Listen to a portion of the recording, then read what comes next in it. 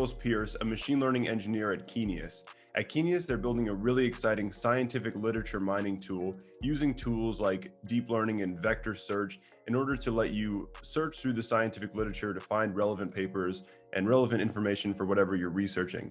So a really exciting thing about Keenious that stood out to me is its plug-in to Google Docs and Microsoft Word. As you're writing a paper or drafting up an idea, you can highlight text and then just query the Keenious through this plugin, and it will search through the scientific literature to help you find relevant ideas. So I think this is an extremely exciting and powerful idea. So I'm really excited to talk to Charles about Keenious and all these different ideas around scientific literature mining, deep learning and vector search, and the grand vision of where we think this kind of thing is headed. So thanks so much, Charles, for coming on this podcast.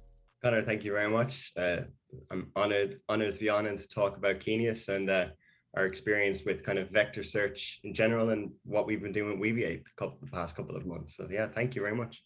Super cool. So before we get into kind of the details of it, could you explain to me like where Keenious is at, how it's organized, and sort of also introduce the problem of scientific literature mining? Yeah, so Keenious it's an academic search tool, as you mentioned. And I suppose the core of what Keenious tries to do is just to make research and academic publications easier to search and explore and to discover. So Keenious kind of takes kind of a holistic approach towards research in that we try and cater to researchers from all levels, and that's kind of from undergraduates all the way up to PhDs. So our kind of guiding philosophy should be that, you know, we want to kind of create that Wikipedia effect of going down a black hole of discovering topics. And we want to do that with research publications and research journals or any kind of entities within research. So our kind of guiding light is always to make that process of exploration fun and add a bit of serendipity. That's kind of how we describe it. It's serendipitous search. So, you know, we're not like kind of an exactly a traditional academic search tool where you type in a single kind of forward query and get back exact results. We, of course, can do that, but we also like to add in this kind of serendipitous, like, hey, here are also some other interesting results that might not match exactly on keywords, but are within the academic sphere of what you're researching and what you're looking for. And of course, then Keenious obviously has, we don't limit ourselves to short queries. You can search on Keenious with documents of any arbitrary size. So there really is no limit. You can, if you've got a paper with, I don't know, 10,000 to 100,000 words, you can search using that paper. Our search engine's optimized to conduct queries that big. So it's all kind of possible. And where we're at now with Keenious is that probably for around the last 2 years, we've been kind of in heavy development of the product. And over the last maybe 8-9 months, we've been expanding heavily to integrate kind of a lot of knowledge graph features. So we've been working a lot on kind of becoming, as well as being an add-on, becoming kind of a single centralized, like kind of just database for searching authors and topics and institutions. So you can really search through any kind of entity type now, and we're really trying to kind of introduce a new way of discovering academia to kind of compete with Google Scholar in a way that we think is more organic and in a way that we think kind of facilitates serendipitous discovery in kind of an easier way. Super cool. So I think starting on the comparison with Google Scholar, and so anyone listening, Charles has written a really great article that details these topics about using Weaviate and searching through 60 million academic papers. And this topic of serendipity really stood out to me. It's very interesting because we talk about neurosymbolic search, where you have the neural search where you're using these vector embeddings and you're looking for the nearest neighbor in these vector embedding spaces. Then you also have symbolic filters, which is like Google Scholar, where you have keywords. So say you type in data augmentation, you're doing data augmentation research, it'll match the data augmentation keyword. Whereas this idea of serendipity that Charles is describing is in between matching the keywords as well as this kind of neural search. So it's kind of like this range, I guess, where you're either looking for an exact match of the keyword or you're looking for kind of the fuzzy discovery of the neural search engine. So is this kind of like how you're thinking about neurosymbolic searches, and that it enables this kind of creativity? Yeah, that's exactly the point, is that their search is a funny thing, in that there are times when we do searches where they're certainly the intent is to do kind of a keyword search, and that's fine. And most search engines today behave like that, and they're great. But neurosymbolic search and kind of neural search is what's most interesting to us, and to me. I'm fascinated by it because it kind of it's only in its infancy now, but already with in the ways that it's shown its usefulness, it kind of I think it works in a way that's very human and kind of very easy to understand from the standpoint of how we associate ideas in our own heads. They're not necessarily interlinked via keywords, but they do exist in these spheres of kind of context, or sphere, like, yeah, exactly, context. And spheres, kind of these spheres of relatedness that aren't explicitly connected through keywords. So what we really try and do is kind of write these heuristics where we try and understand when our user might be looking to do a very strict search, and their intent is to find exact keywords, because of course, it's really important to be able to satisfy that need as well. And then we try and also solve for the case where a user might be like, hey, I don't really understand this topic too well, or this is something that's new to me, and I just want to ground myself in all the relevant research around this topic, or this kind of conceptual field. And to be able to conduct search there is what really interests us, and that's what we think we do well. And that's kind of, I suppose, that's our unique selling point at the moment, is that we really feel we can do that kind of context-based neurosymbolic search really well, and help students and researchers find things they wouldn't be able to find kind of via phrasing a query or anything like that normally.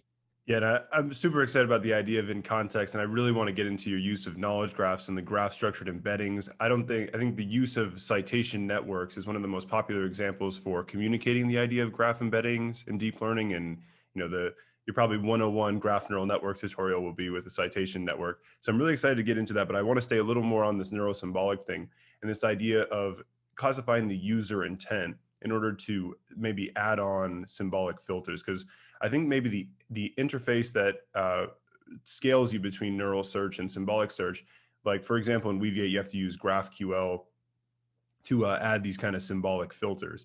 So is there a layer in between the search that classifies the user intent and predicts whether they are going to need a symbolic filter on it, or predict whether they're in the, say, discovery phase and they want that kind of uncurated result that would come from neural search? Absolutely, yeah. Now we have kind of a bunch of kind of learned over time heuristics that have kind of brought us to that point. So one very simple heuristic you can think of is literally just the length of a query.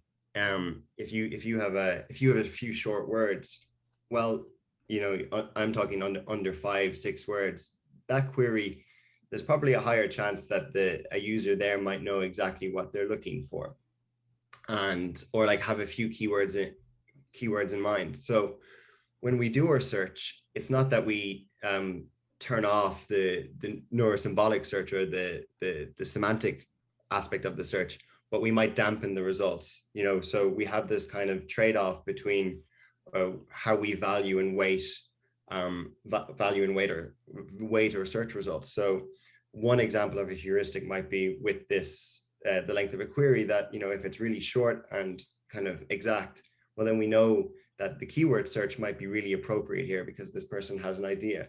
But then we also have a feature in Keenious where if you like a particular paper, you can kind of click a find similar articles or find similar papers button. And we're always focusing on making that even kind of that feature easier or more apparent. But with that feature, what it really does is, in that, when we consider that intent as being the user really being open to explore, because in that instance, they don't have an explicit query. They're just saying, hey, I like this paper. So then we'll really bump up the semantic aspect of the search, and we'll really kind of focus in on, let's say, using our knowledge graph search there, and really valuing the semantic vectors over a keyword search, because we find those to be much more useful, especially since we've introduced the knowledge graph, than the text search, because the knowledge graph tends to really find you these gems kind of in the research proximity of a paper, so you'll kind of find that you start all these milestone papers come up, as well as just really interesting kind of papers that you couldn't really get with an exact query, because you don't know how to search it. You might know exactly what the field is you're looking at, or the subfield you're looking at is. So do you think about like user embeddings? Like you have returning users and maybe using some kind of embedding their specific behavior to kind of guide that? Yeah. So that's something we've looked into that, and we have like some pretty cool ideas to do that, but we're not doing it just yet. In terms of there's a lot of the time with search engines like this, there's kind of this, you need to hit a critical mass of like user embeddings to get there. And because we have, over 60 million papers, it takes some time to collect enough data to really build like rich embeddings off of that. You actually need quite a bit of user data to start getting useful item embeddings for recommendation there. But that's certainly going to be happening. And that's why actually the knowledge graph embeddings were so attractive to us, because they kind of solved that cold start problem where you can get really good recommendations from papers with kind of a zero, theoretically zero information about users and their likes and interests. That's so interesting. I'm definitely going to be, coming back to this interview and thinking further about that one. That kind of maybe like a semi-supervised approach where you have some labeled data and mostly unlabeled data. But in the case of this 60 million graph, it's like semi-supervised in a very extreme case where you have an extremely small amount of labels. So let's transition to this cold start problem and like what that looks like with paper recommendation. I suppose the way that we look at the cold start problem, or the way we had looked at it, is that we were looking for a solution where let's say there's an instance where a user has they don't have a paper that they're currently writing, and they don't have a query. They don't even have a query to write. They might have an idea of a field of study or concept that they're interested in. They might have an author that they're interested in, or maybe a professor mentioned a seminal paper. Let's say we'll take, for example, Attention is All You Need, the seminal kind of Transformers Burt paper. So that might be all they have. They don't know what query to write. So we kind of viewed the cold start problem as being a way to give really rich recommendations for papers without like the user having a document or being able to formulate a query. So the first stage of that has been with using paper identities, but we're getting close to being able to pretty much search from any entity type, which is super exciting. But right now, the way you'll be able to do it is if you have a paper like Attention is All You Need, the paper is all you need to, the name of the paper is all you need to, God, that's an awful pun, to get a recommendation really. And you can feed that paper in, or you can feed a collection of papers in, and we'll get an average kind of embedding for you. And we'll search off that paper for you and we can find like hundreds of thousands of papers in its proximity. And, some people might say, oh, you're just going to get the papers that it cited. But no, what's going to happen is you're of course, that actually how we measure how good the model is that we build is how many papers, obviously, from that it cited, that it returns.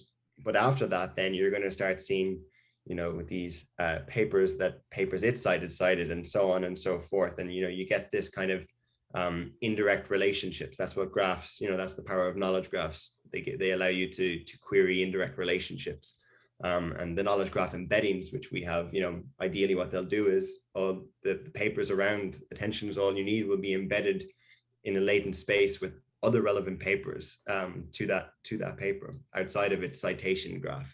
So before we get into the graph a little more, do you think search and recommendation systems are kind of the same task? Like, do you find yourself the lessons in, I think like Rexis is what they use in the papers. It's all the Mhm. same kind of thing. And also, do you like re-ranking? Is that also kind of like all the same thing, really?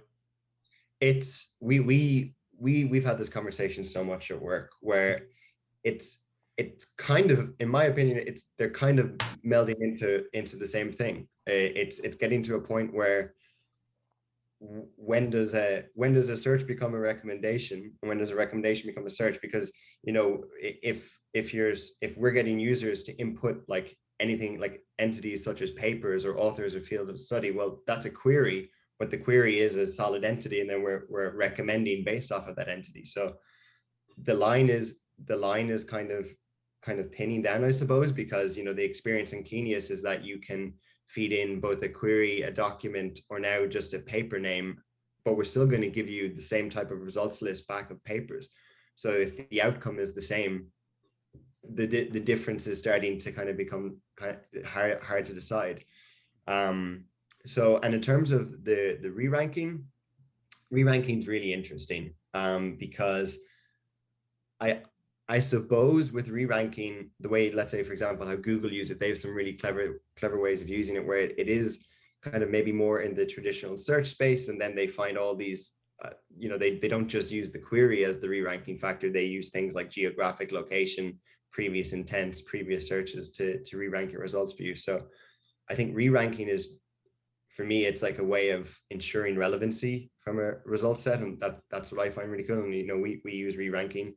We have Keenious has a really interesting bookmarking system where if you, as you say, if you find like hundreds of papers you like, we will re-rank those papers when you go into your bookmark system. And let's say if you're currently writing an essay about optimizers and how optimizers work in neural networks, well, then the papers that you see first in your bookmark toolbar will be papers on that, and we do that automatically. So you might have, and then the next week you might be writing a paper on I don't know, the attention mechanisms, and then every paper in your bookmark system about the attention mechanism will be ranked first. So we found that to be a really interesting use case of re-ranking, where we contextually re-rank depending on what you're doing. So yeah, I guess like with the way I think about it is like maybe when you have the recommendation system kind of problem set up, you maybe have like the reinforcement learning optimization as you are, and I think the Keenious is a very cool interface for this. As you if the user cites the paper, it's like the reward for saying Yep. you recommended a good paper, they cited it. So that kind of thing of having some kind of maybe reinforcement learning feedback. Do you think reinforcement learning is useful, or do you think it's more of a researchy idea? I think reinforcement learning is going to, in the next 5 years, is probably going to explode much more into the mainstream kind of ML world than it has over the last 10.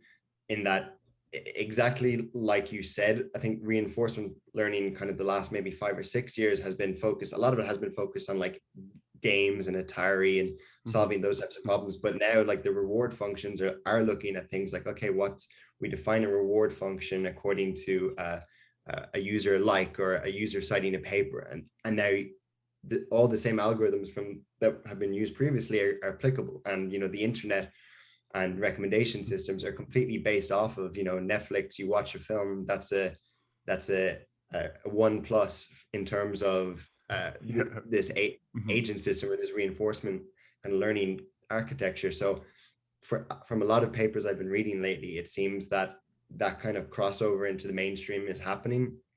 I'm not like hugely fluent on everything reinforcement learning, but from what I do know is, or from what I have read and heard, is it does seem like it's kind of crossing that threshold, kind of the way natural language processing did 6 or 7 years ago, where it was kind of, before that, images and was everything, and now the kind of text and natural language processing is kind of the key modality right now when people think of kind of state of the art. And I think reinforcement learning might be going there next, and primarily because natural language processing is incredible, but most data sets that users or companies have, they're not actually completely textually driven. they're tabular, they're split up into scalar values, and you can use that much more in reinforcement learning systems as inputs than you can purely text data. Of course, text is always great because you can use those embeddings as additional features, but you can use everything with reinforcement learning. Yeah, and I think like with reinforcement learning, it's like you start off with these Q tables that evaluate state action pairs, and that's fine if you're say the cardinality of actions isn't too bad. But when you say you're using reinforcement learning for text generation and you're going to iteratively select tokens to generate out of a vocabulary of like 30,000 tokens, that's much harder than left, right, up, down in an Atari game. So I think that's where a lot of the problem with reinforcement learning for like Q learning for say text summarization or chatbots or anything. So I think with re-ranking, you've already kind of filtered down the action space to these like 1,000 or 100 that come from the course, because it's like information retrieval, and then it's like the refinement stage. So there's like, it's like this pipeline where we're seeing information retrieval and supervised learning, or say reinforcement learning, but like this kind of stages of coarse-grained, fine-grained optimization kind of. And Exactly. yeah, I love that topic of like information retrieval and supervised learning. But before getting too off the rails with that, so I really want to talk about the knowledge graph at Keenious, and because it's so interesting that that you're using the citation network instead of say the text embeddings that would come from like Siamese BERT. And so, can you tell me about like generally how you think about graph embeddings, and then the things that go into thinking about building this? Yeah. So for this knowledge graph part of Keenious search, we're using knowledge graph embeddings. And I started using knowledge graph, or like learning about knowledge graph embeddings about like a year and a half ago, and I just found them like so fascinating. The same, I found them just as fascinating as I found text and document embeddings maybe three years ago. It got me probably more excited.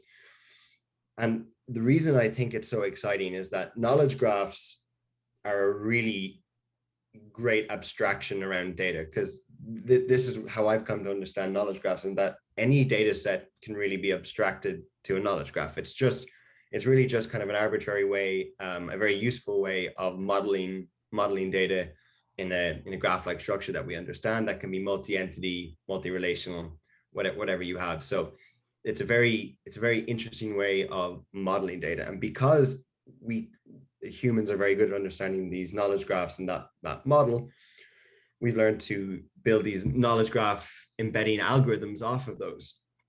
And what was so fascinating to me was that these embeddings could kind of feed off of all the different entities within kind of a related graph, and that they could, every embedding, it's not like in text where that's the only information it has is the text. It can have so much context imbued into the latent space from so many different elements, that these embeddings are just, the potential for richness from them was huge for me. And in terms of, if I think of what's the kind of one of the greatest futures in search, I think knowledge graph embeddings have to be up there, because again, going back to that problem of text embeddings and document embeddings are so powerful and so amazing, and we really learned so much about embedding search from those.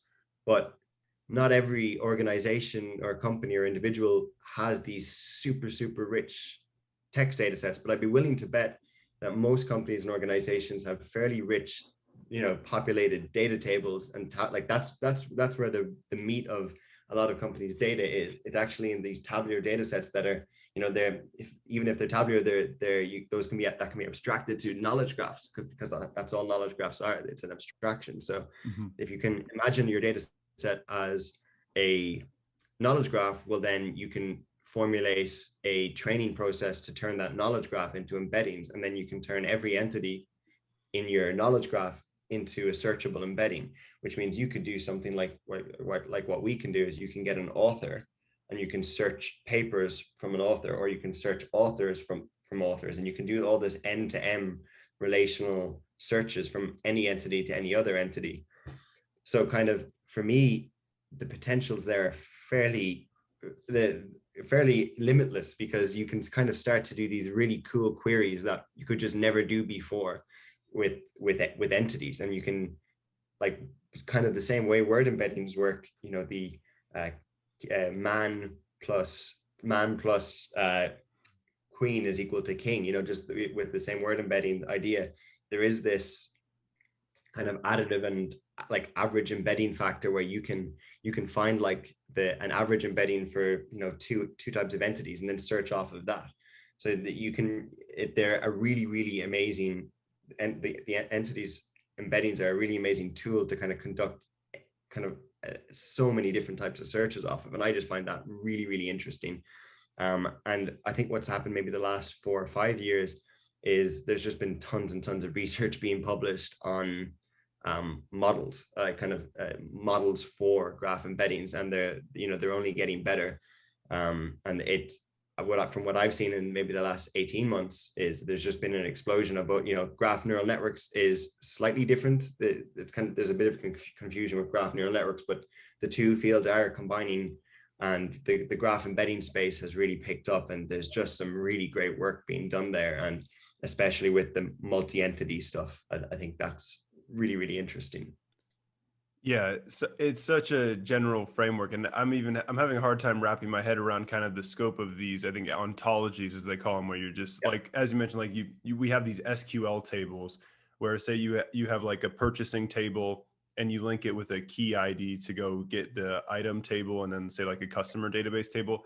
As we have these kinds of linkings in these relational database systems, and you could turn any of this into a knowledge graph where the edges that link the product keys between SQL tables, say, that's like a different kind of relational edge, and then they form these big graphs.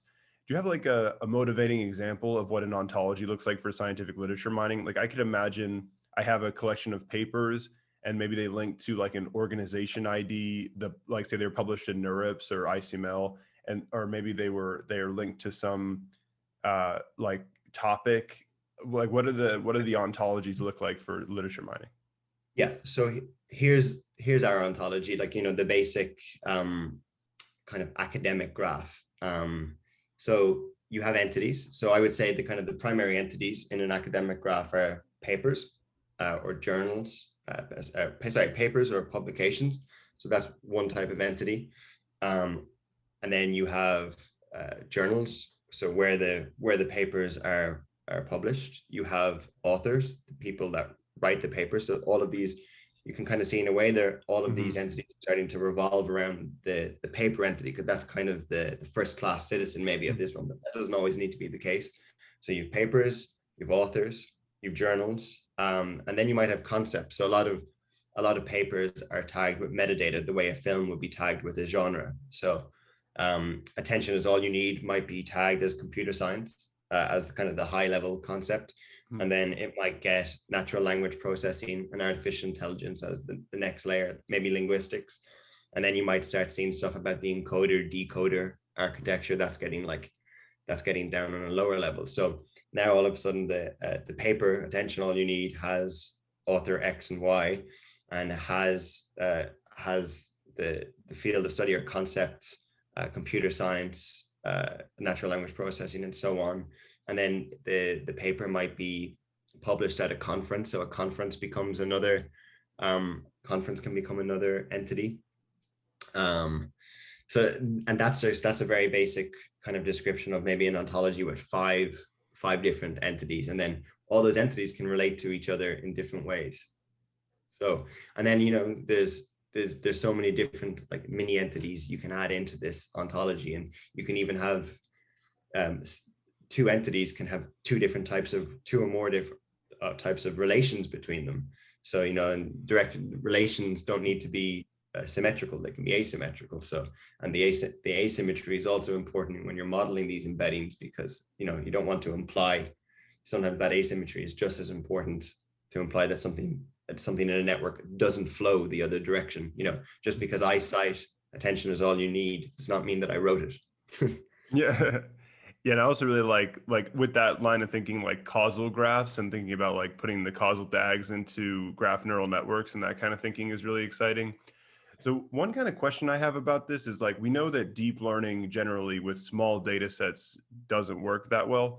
So do you need, so then as we're looking at this graph data, are you going to need like a massive set of node types and a massive set of entity relations to kind of make deep learning work well with this kind of thing? There is something interesting about this is something I haven't read any research about this, but I have been thinking about this in terms of knowledge graph embeddings, which is that maybe overfitting isn't so much a problem with small graphs, because, and here's the way I think about that, in that overfitting mightn't be as much as a problem with a small data set, because with a lot of knowledge graph embeddings, you can't, if a new entity gets introduced to the graph, you typically have to remodel everything. You have to rebuild the model, because it's every model, every entity, every additional entity has to be added to the total embedding, so that it just doesn't work. You have to pretty much redo the model as new entities are added. So getting back to it, overfitting might not be such a bad problem with a small data set, because what you really want is just to find the best embeddings to solve this. Typically the prediction task is like you have a head, relation, and tail, and it's like predict the tail given a head and relation. So if you're as you're building these models, if let's say the validation and test results are coming out good, and having scoring well on all your ranking metrics, well, then that means that your embeddings are representative and rich. So in a sense, because it's kind of a closed world of your just all the entities in your embeddings, it's not like new text is coming in as you might have in a sentiment classification task. Like, these are your entities. So whether it's like 30,000 or 30 million, like, this is the entity embedding of your entire world, like, so to speak. So in that case, I think it's kind of interesting. I've been thinking about this recently, that overfitting is okay or not. The model having a small set of data is kind of okay, because if it's learning those representations and it's searching well around that space, well, then maybe that's good enough. Maybe that's all you need. So, and I've had some kind of fun side projects where I've only had 30,000 or so, funnily enough, entities, and it's been pretty good from what I've seen. Yeah, I think there are definitely applications where overfitting is even the goal. Like when you're trying to compress images with deep neural networks, overfitting is great. Yeah, like autoencoders, if you overfit it, but then you can get a latent space from the overfitting. It's useful. But I guess what I was trying to get at is, and you talked about it quickly with this, I think the word they use to describe this is open set classification. So if you take like the canonical deep learning example of CFAR10, where you classify images into like deer, ship, frog, bird, that and then you don't assume that there are going to be new classes added. It's going to be those 10 classes all the time. Yeah.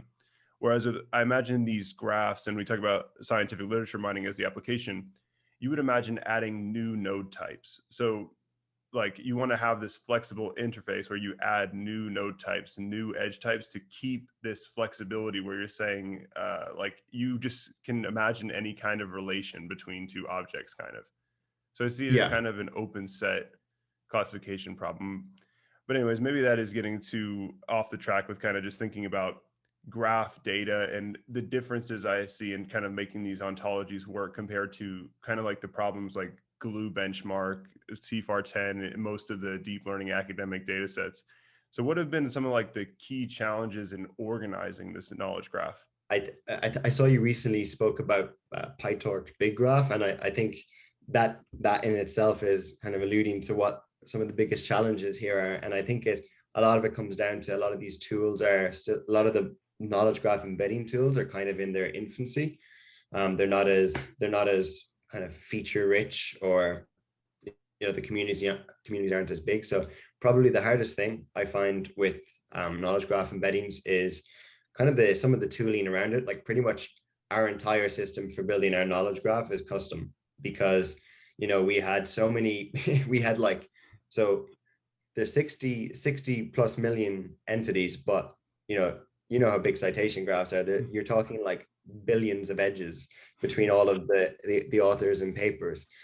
So that gets really tricky to do. And even just building those edge lists and building those edge sets, it takes, like, we're lucky to have a big workhorse machine that we use, and it can store all that stuff in memory, but it took a lot of optimization to get it there. And then, with the graph training, it takes up a lot of you have to, when you're training these graphs, you have to hold the entire thing in memory. So if you're talking like 500, like embeddings of 500 dimensions for each entity, well then and there's 60 million, that's 500 multiplied by 60 million multiplied by 32 or 64 bit, and it starts to hog memory pretty fast. And the problem is you have to typically have all of these entities in memory somewhere. It's not like in some language modeling tasks where you can mini batch it. You always have to have either in GPU or CPU, in those memories, have all those entities ready to go, and as well as the relations. So honestly, the hardest part about this task right now is just the pipeline, like kind of efficiently designing these pipelines. And I think, that's where we're really happy where we got that to. And that was like 80% of my work to get it to that point. We pretty much knew that if we could build the structure, the models would, we knew that the models would find the relations between the academic graph. It's kind of a proven problem. So we knew we could get it there, but that the trick was just setting up the infrastructure. And I think, that's the greater problem at hand in most machine learning problems these days, is good infrastructure. And, sometimes I don't think enough time is given to, in terms of tooling, to just like, how do you build an edge list of 3 billion edges and like load that into memory fast, and how do you add custom filtering onto that to add some rules? And we had to learn a lot of that, and it's a really important part, probably the most important step, because if you make little mistakes there, or the script that does it is inefficient and there's data loss, well then you're in trouble. So yeah, the hardest part for us was infrastructure. And we actually, as I spoke about PyTorch Big Graph, we initially started off using that tool, but actually moved away from it just because it was really, really, really great tool, but the documentation wasn't so up to date anymore, and the community, it's not being fully maintained. And we couldn't take on it was kind of a risk if we maybe took on something like PyTorch Big Graph, and it's not going to be maintained going forward, then we need to keep this graph up to date. So we had to make choices like that. So with the infrastructure, is it like mostly these distributed like data sharding, model partitioning kind of, or like I guess just embedding table? It's not really like a model, right, with these kind of algorithms? Yeah, it's the distributed nature of doing it. And in the end, we were like just about by the skin of our teeth able to avoid doing a distributed setup for training the knowledge graph. But we know that's not going to be the case going forward, because our data set's increasing so fast. So we needed to kind of find tools that are ready to go in terms of being distributed. So yeah, that's what was really important. And there's actually some really cool work out there in terms of that kind of big graph, like billions of entity learning, and like PyTorch Big Graph, of course, is up there. It does do that. There was just a bit of trepidation as to how long it will be continually going. Super cool. I just want to ask you a quick question about the nature of these graph embeddings, and like you have to have the entire data set as the input, and that's kind of the nature of working with graph data. Could you maybe do like, I don't know if this, like I haven't thought through this at all, but like maybe you'd have like a minimum spanning tree, or maybe you can just kind of like isolate nodes and take a lot of it off of the input. Would any of that kind of stuff work?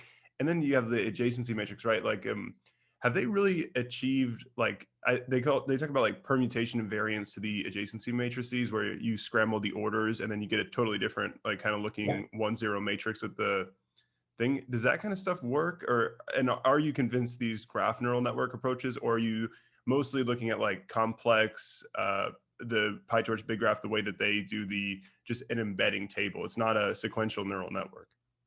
Yeah, from what we've seen and used right now, the best results are coming from these kind of just tables, like kind of complex, rotate, transy, all of that Mhm. family of embeddings, where it's effectively a very, very, very shallow network. It's like, do you even consider it a neural network, or is it just like a lookup? That's Mhm. but it works really well. I think in the last 2 years, or sorry, it's since 2020, which is 2 years, unfortunately, is we've seen that there is research coming out that's combining graph neural network approaches. The problem is it's adding way more time to an already fairly slow process. In terms of what changes can be made, do we always need to store the entities in memory? I'd like to think not. I'm not really sure like what's being done in research right now in terms of like counteracting that. I'd love if there were solutions like that eventually do kind of solve that a little bit better, because it kind of makes it prohibitive to a lot of people that want to just get started. If they have a large data set and they want to build a knowledge graph embedding, they might need a machine with like 100 gigs of RAM, and not everyone has that. And then even in terms of just hosting those things in production, it's very expensive to provision machines of that size. So yeah, I don't know what's ahead for like kind of these knowledge graph embedding methods, whether they're going to focus on improving the actual just the kind of the scoring functions and kind of just improving the quality of the embeddings, or if they're going to figure out a way to optimize how they actually like do it, whether it's like a mini batch approach or whatever. Obviously with the sharded approach, what is cool about doing the sharding is you can of course theoretically train on a graph of any size. You just add a new shard, but again, you can only do that if like the size of the data set is still, if it's 1,000 GB in memory, well then it's just 1,000 GB sharded up 10 times into on like. So either way, right now as things stand, you're storing everything in memory. So yeah, I hope it would be amazing if we kind of move into an approach where you can kind of batch it to some degree, but I'm not sure where kind of the research stands on that right now. Well, do you like the like deep walk or node to vec style of you just walk through the neighborhood to get sort of like a self-supervised learning objective where the goal is to predict your neighbors such that you can kind of batch it up and isolate the node embeddings? Yeah, the node to vec idea is really cool, and it's very coming from natural language processing, it kind of works. It's very intuitive to understand it. From what I know though, is node to vec and deep walk to date haven't had the kind of the same results as kind of complex and rotate and these very specific knowledge graph embedding methodologies. But yeah, that's not to say that you couldn't use some sort of graph neural network, a hybrid approach to actually do exactly that. You just feed in subgraphs as input, and then use those subgraphs to start predicting it, like adjacency and all of that kind of stuff. Yeah, I think maybe an interesting research idea would be like, because in Trans-Z complex, you have the contrastive alignment that helps with embedding learning. So maybe with Deep Walk, if you did so what it is, if people aren't familiar, is you are in a graph and you like kind of flip a dice and or roll a dice, and then you traverse the edges to just keep doing random walking along the graph. Maybe you would have the positive pairs are like if you do 3 traversals, and then the negative pairs are like 8, 10, like K and N to do the 2 parameters. And maybe then having the contrastive learning objective would be something that Deep Walk is currently missing. But yeah, deep walk sounds nice because you don't have to put the whole graph into the memory, and it sounds like that's something that's giving you a headache. So Yeah, it doesn't sound fun. well, yeah, that's exactly. I'd really love if that's the way. If with deep walk, that's the way things could go. It would be really amazing, because it would just speed up training so much. Because the problem is a lot of graph embedding models are actually done in CPU, because you use the machines. Typically, you'll use the entire machine's RAM to store all the embeddings, and then even let's say any of the approaches that are using GPUs, it's usually a hybrid mix of like, well, the embeddings are in kind of just the machine's normal RAM, and then we sub batch some of them into the GPU's RAM. But there's not a lot of GPUs out there with kind of 100 gigs plus of RAM, so you're going to need like an array of them. So yeah, if you can do this this mini batching of like effectively just pumping in like subgraphs in as the batches into it. That would be like a super elegant approach. So as I said, I hope that research comes out in the next couple of years. It'd be gratefully helpful to me. So if there's any researchers thinking about working on that, that would be really amazing. Yeah. So many interesting topics around graph learning, and so kind of transitioning into the Weaviate vector search engine. And before we get particularly into how you've used it and your experience with it, I think kind of staying on this topic of the graphs, we recently had 2 web demos of Wikidata and Wikipedia. So how do you think about, just from a high level, like of the embeddings and the differences between what you would learn from Wikidata and doing, say, PyTorch BigGraph, complex, these kind of algorithms on the Wikidata embeddings, compared to Wikipedia, where you use, say, Siamese BERT to contrast sentences, and overall think about what you would do with neural search for those 2 kinds of data sets?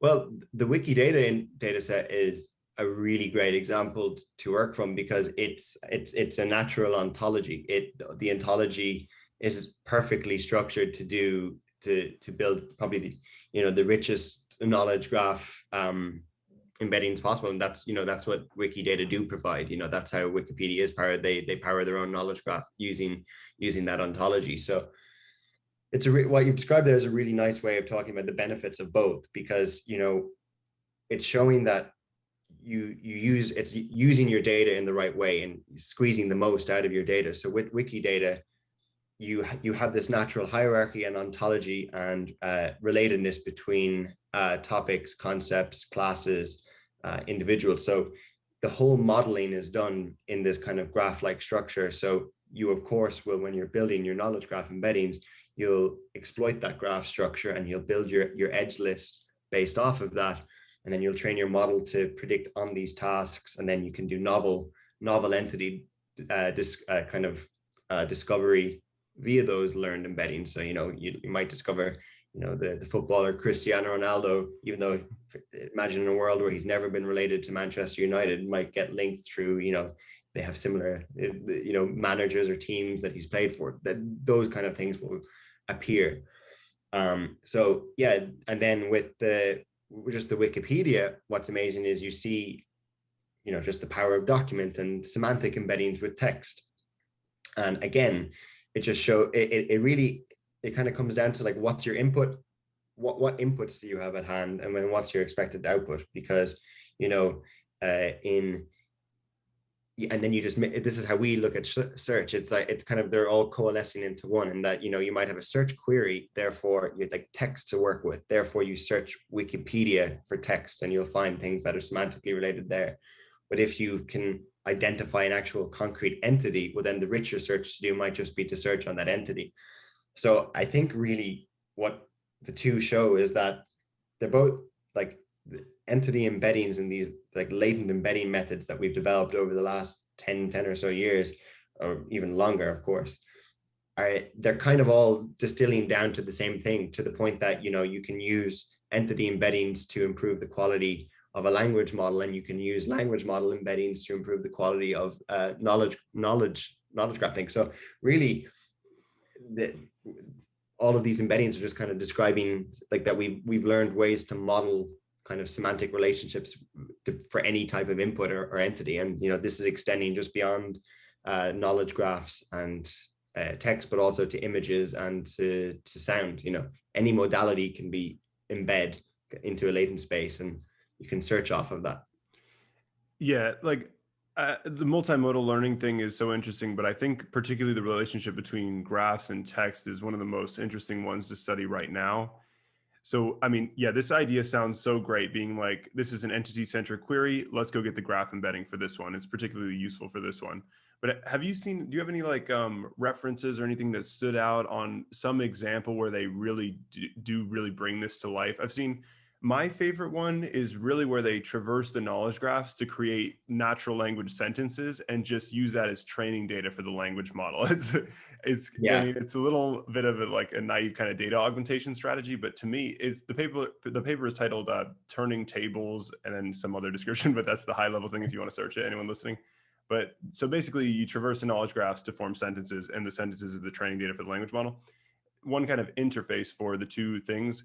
But like, so what you're describing is like a late fusion technique where you have the two embeddings and then later they come together, or some kind of query model says, let me see the graph embeddings for this particular one. One thing I think that I've noticed going on with a couple of search or recommendation systems I use, both like, you know, Google or something like Spotify, a lot of those engines tend to have, if you put in, let's say, if you type in a particular artist into Spotify, or let's say an actor like Ben Affleck into Google, if you search and they can relate that entity with a very, very high confidence to an actual like via text, so like via those two words, just like Ben Affleck, that the entity Ben Affleck exists exactly as it looks, or like within a very, very high confidence score, this is that entity.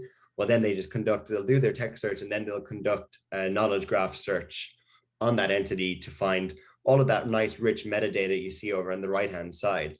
And that's really the power of the two. And it's the same in Spotify, where, you know, if you're typing in a musician or a song or something like that, they do mix these modalities where they'll use text, they'll turn your text query into an entity search in the background, because, you know, they can relate it to being a concrete entity.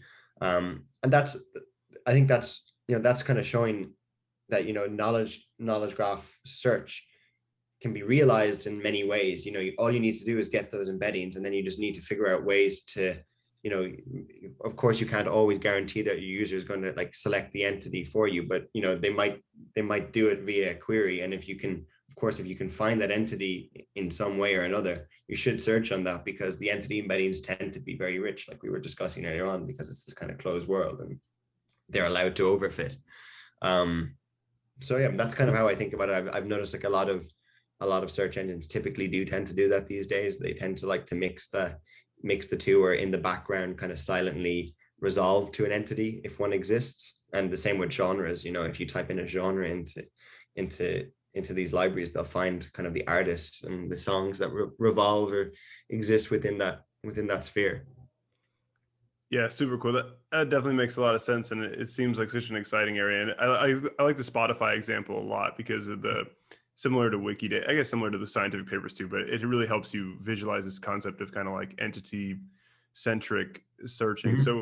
So now can you describe, you have your graph embeddings, and can you describe your experience with using the Weaviate vector search engine to search through the graph embeddings? And I really like, one of my favorite things about your article describing this is how you describe how the API lets you rotate in, plug and play the different components. Like you can swap out your embedding model, swap out your ANN index. And that's also something that I think is awesome about Weaviate. Yeah. So, you know, pretty much since we've had these embeddings trained and, you know, ready to deploy, we were like, okay, what's the next step? Well, it's just not going to be possible to do a brute force search of like 60 million plus embeddings in under 2 seconds or under a second, whatever we need. So of course it was going to be ANN, but, you know, there was a lot of options. There's a lot of options out there to choose from, but what really just, you know, Weaviate really stood out for us, with just because of, like, you know, a couple of, it's not because of one thing, but because like a couple of really key features.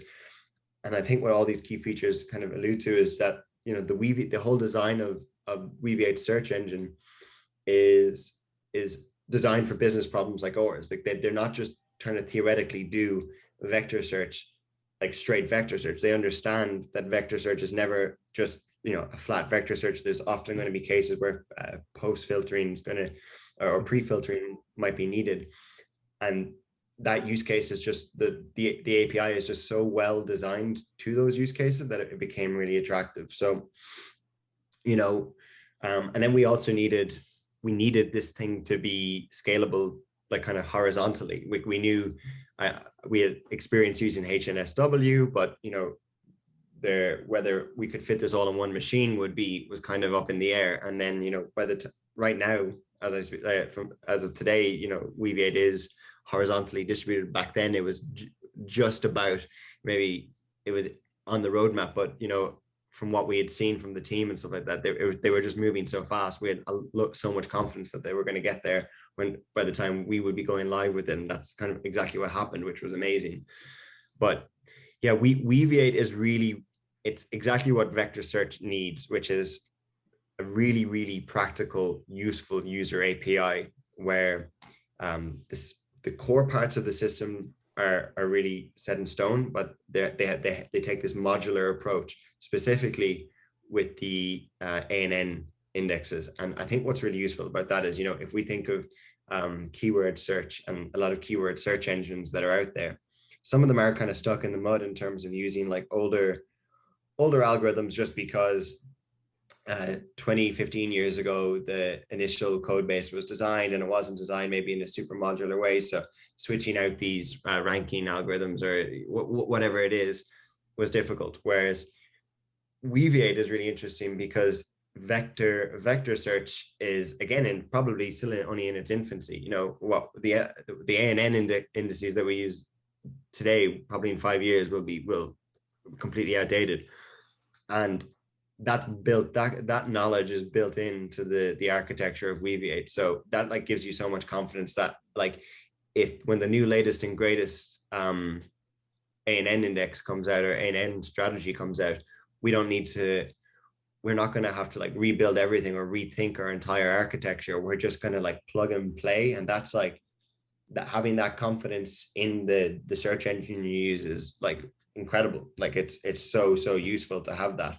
And to have that, as a company that's trying to scale, just to know that we're not going to have to like spend like hundreds of hours of engineering time again solving this problem. That when the feature is ready, it might be like a couple of lines or a config YAML change just to point to this new and rebuild on this new index. So that's like, that was such a win in of itself. And then it is worth pointing out that with the filtering system, the scalar filtering system that's done on the index is very, very elegant, because it's not a post search filter, it's a pre-search filter.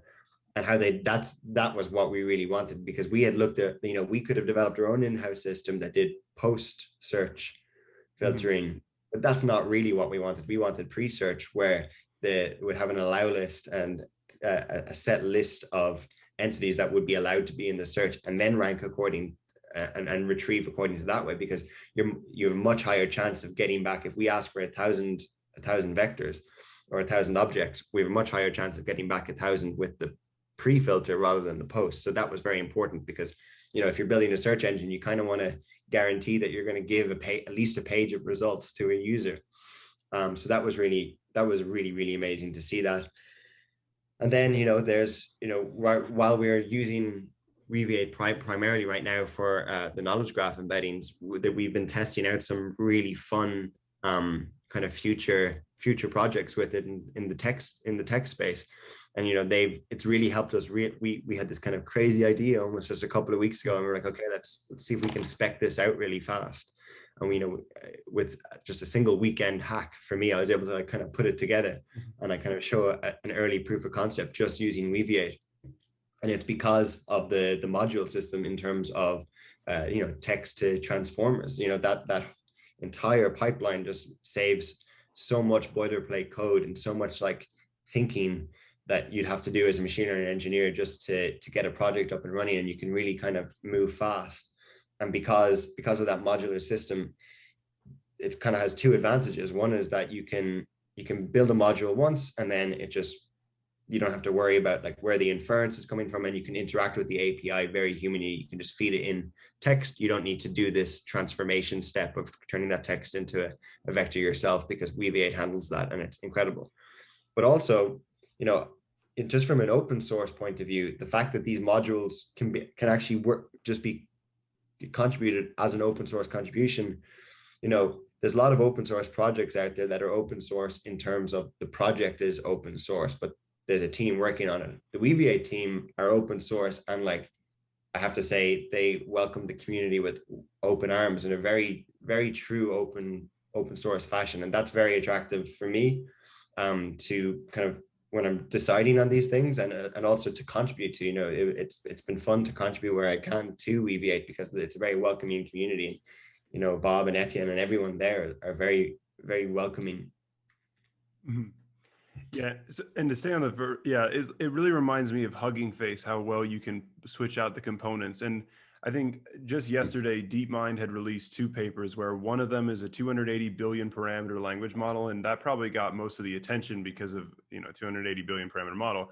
But the other paper they published was about information retrieval So plus supervised learning. And so Weaviate is, in my view, the perfect platform for testing these ideas of combining information retrieval and then supervised learning. So you retrieve documents and then you append on your question answering system.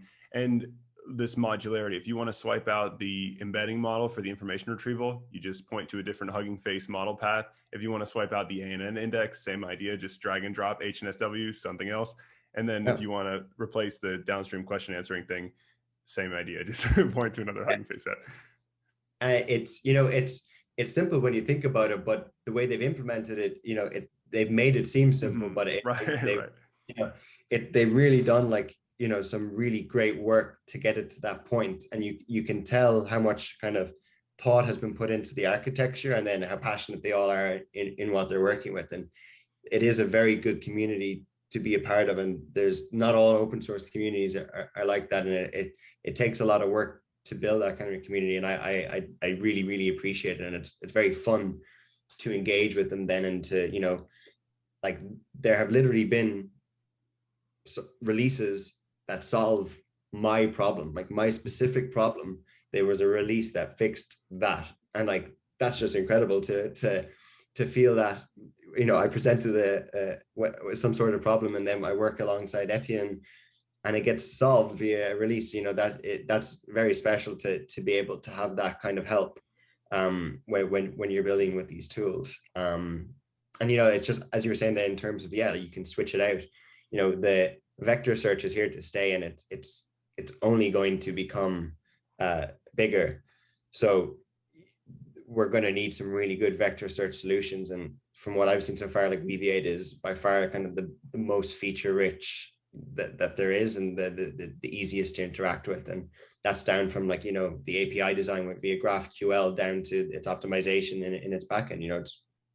It's written in Go, which I think is a hugely underappreciated language in terms of machine learning. The applications of machine learning I've thought could be really, really useful. Maybe not in terms of explicit modeling or training, but in terms of infrastructure, in terms vector search like they're doing.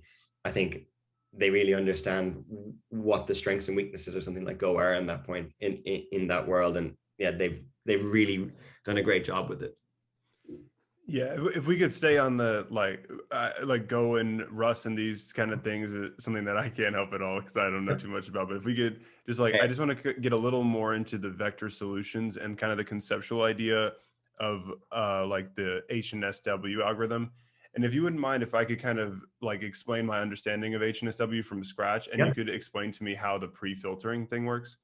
So from the high level overview, with these ANN index algorithms, we have continuous vector embeddings for everything in our data set. And we want to try to do, say, the brute force solution is to do the dot product comparison with every single vector. And obviously we want to avoid doing that. So we say a naive algorithm would be to do a k-means clustering, where you have a centroid that routes you to, you're most similar to this centroid. So go look through this, the cluster of vectors that produce that centroid in the k-means algorithm. So the way that I understand HNSW is that you build up these centroids and then you connect the centroids in a graph such that you can use the small world network effect to say that I'm likely 6 hops away from the centroid I need to get to. Yeah. So that's kind of as far as I understand HNSW. How does the symbolic filtering work with that?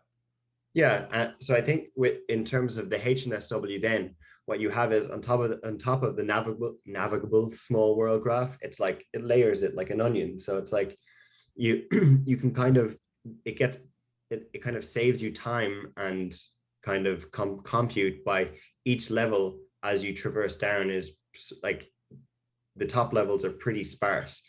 So because they're sparse, it can kind of find pretty quickly what the shortest distances to your query are, and then every downward layer is more populated.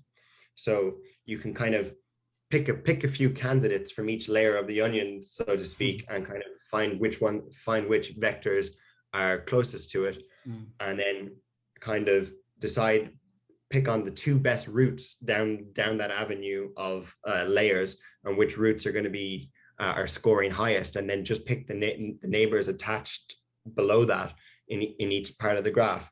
That's on like a high level. But in terms of how I think from what I've seen in the code and how the pre-filtering is done is, imagine in terms of post-filtering, you were to do a query and you wanted it to be, if it's papers published, let's say academic papers, you wanted papers published from the year 2018 onwards.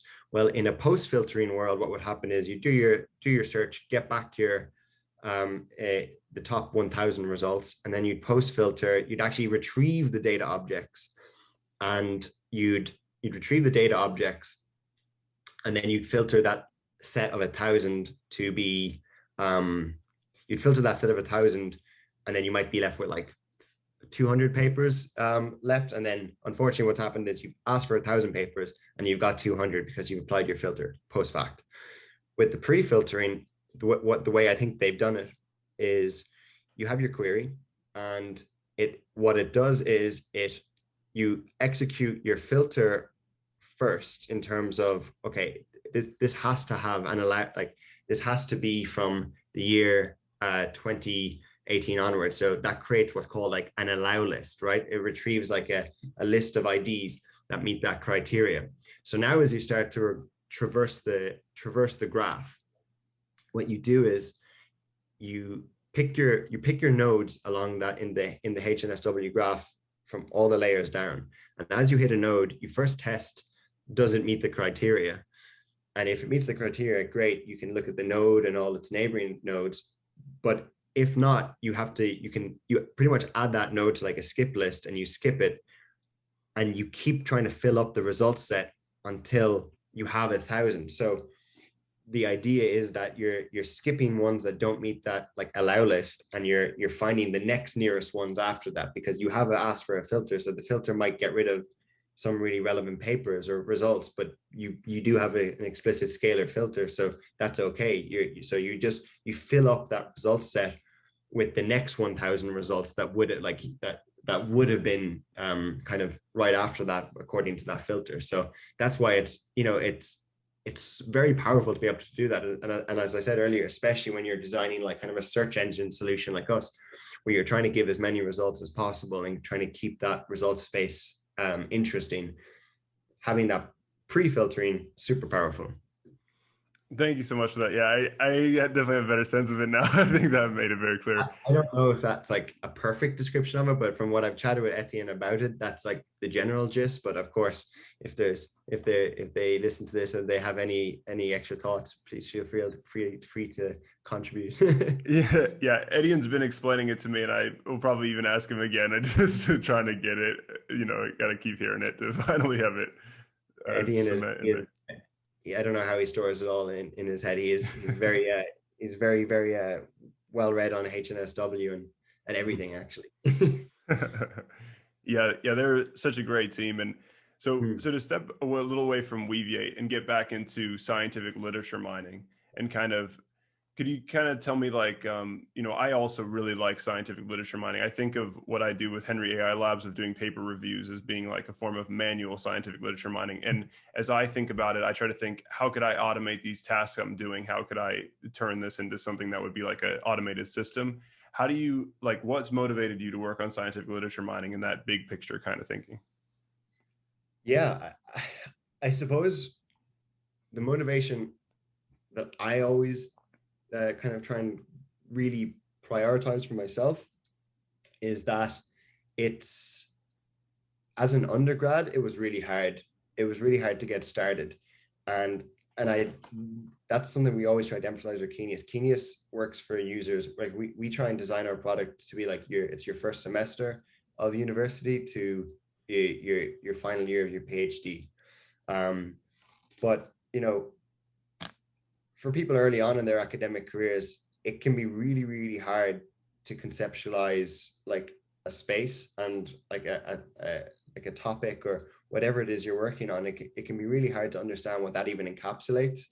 So for us, what's really, really exciting when we think about academic search and research mining is figuring out a way just to mine research and to make it really intuitive to discover new things. And I earlier on I brought up the kind of the Wikipedia example, where we've all been on Wikipedia, where you go into like a black hole of discovering information about topics, and you can learn really fast, and you can kind of dig down into different levels of granularity. And that's what we try, that's our North Star in terms of emulating that. It's making like academia and topics and concepts in academia kind of fun to explore, and making it so that we can enable someone in their first semester to get value out of academic publications, because that it can be very intimidating. Academic publications can be really intimidating, and it can be hard to look at a paper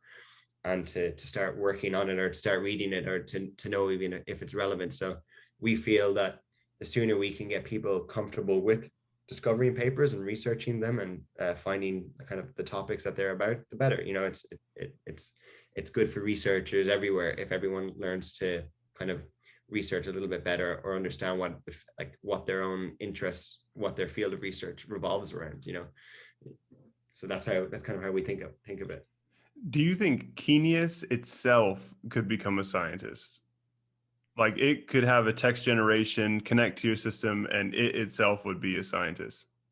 Yeah, we've had some fun with just text generation models, just like internally, just to play with, and just to look at, even just to the point of like abstract generation. It is quite cool.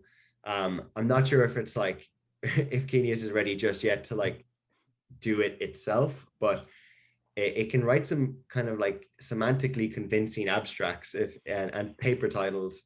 But there is a serious use case from that, in that you could actually have a block of text, and you could suggest like a title, or you could suggest something like that off of a document. So in that case, is that considered writing science? Absolutely, I would say so.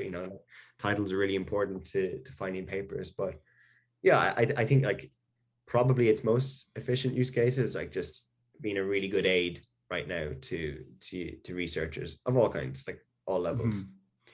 Yeah, and I saw one paper that was that really stood out to me and further developed my interest in this. It was titled, "Can we automate scientific reviewing?" And similar to what you just said, they do the same thing of, this abstract was written by our text generation models. So yeah, I think especially things like survey papers, literature reviews, it does seem like something like Keenious or these models and implemented in Keenious are maybe like 5 to 10 years away from being able to do a survey paper, a literature review completely Absolutely. automated.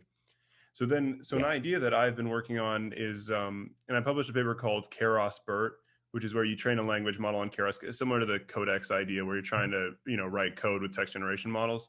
So trying to see if you can plug the language model into Keros, like interface it with Keros to write deep learning code and run deep learning experiments, where our data sets and all the ideas are completely digital anyways. Like, if you have to say do a biology experiment where you have to have like a real physical, say like maybe robot interacting with the world, I see that as being a slower interface with this. But as you do deep learning research, like the Keenious AI scientist can write experiment code in deep learning, get the results, and then learn how to interpret the results and write papers and like be a scientist.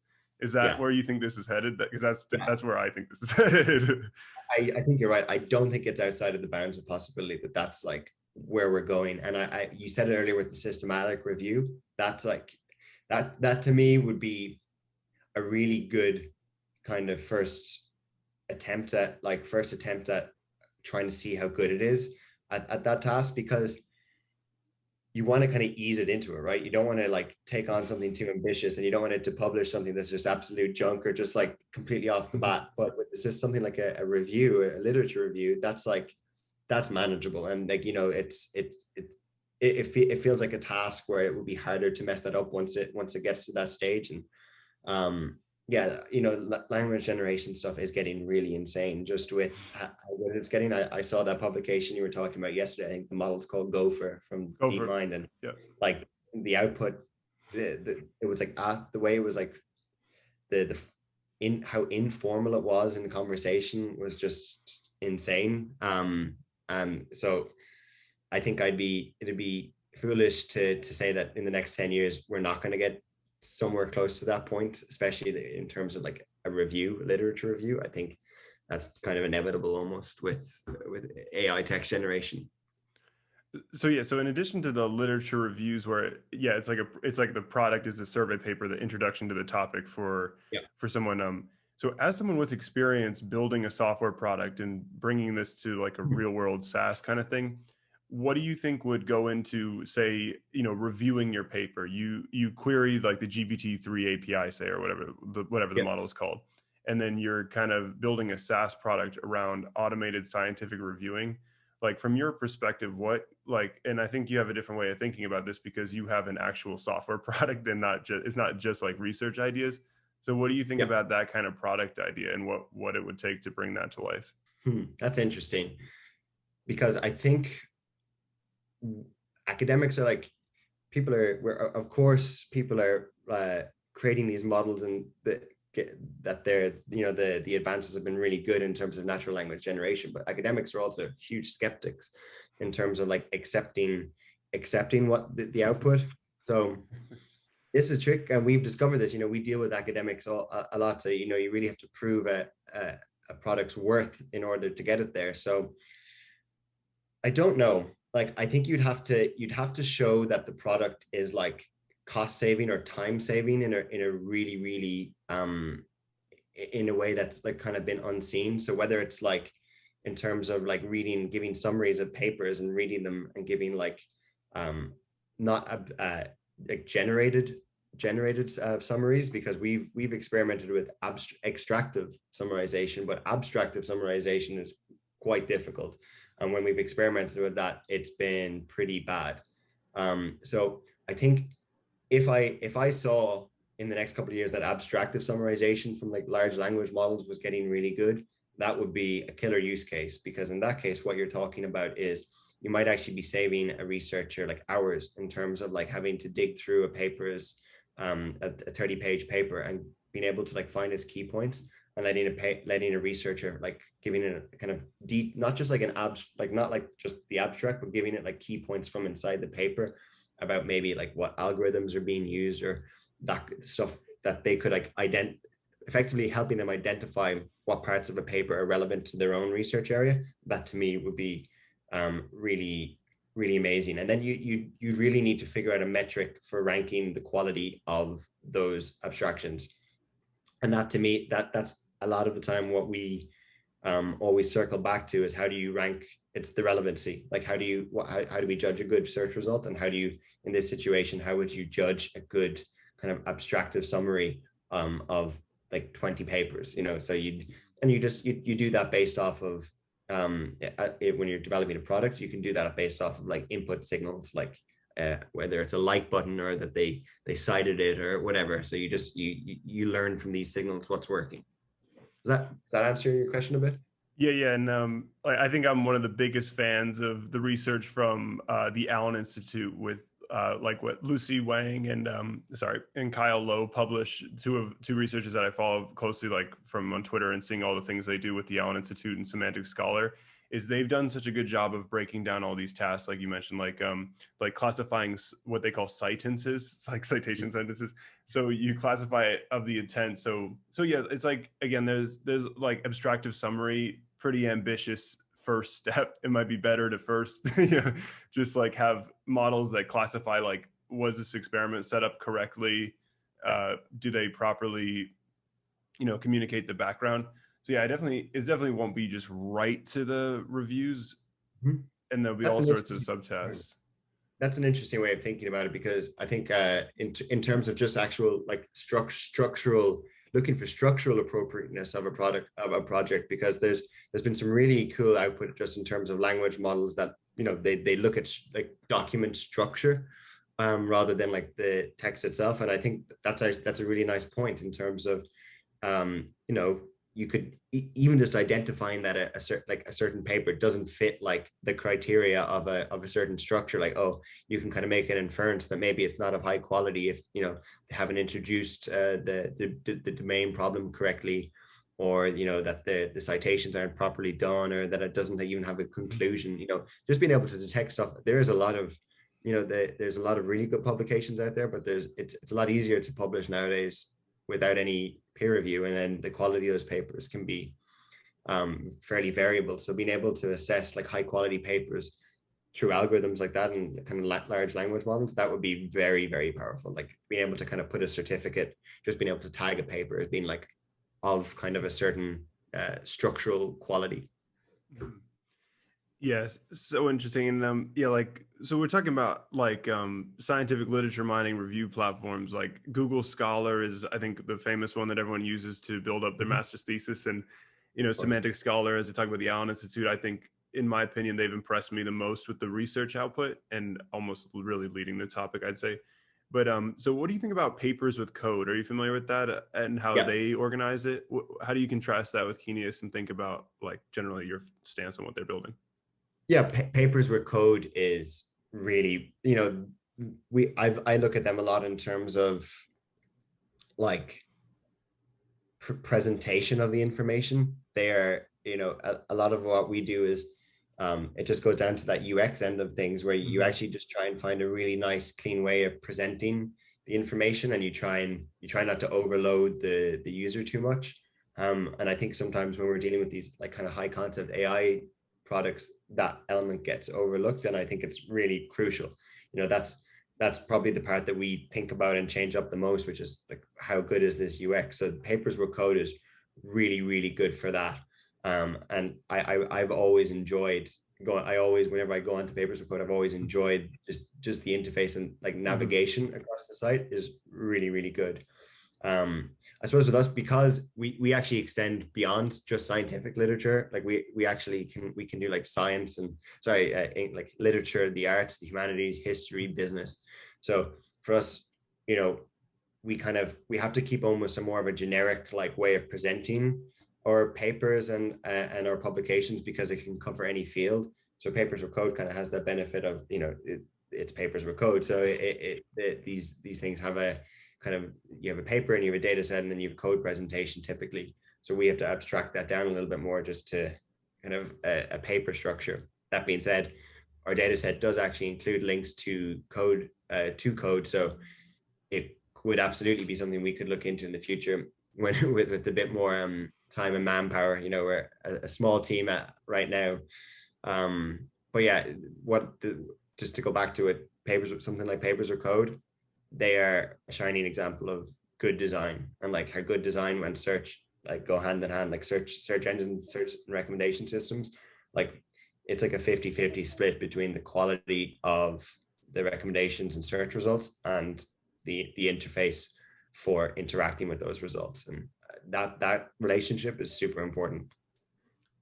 Yeah, super. And I love the text editor build-in. I think that is huge. I read a paper from some Google AI researchers called WordCraft, and it documents how they're using like a chatbot to help people write things. And I think that integration of the text editor is a really cool thing that's in Keenious that I haven't seen anything else that does it that well. And I love the plugin with Google Docs. I think that's a really nice transition for people.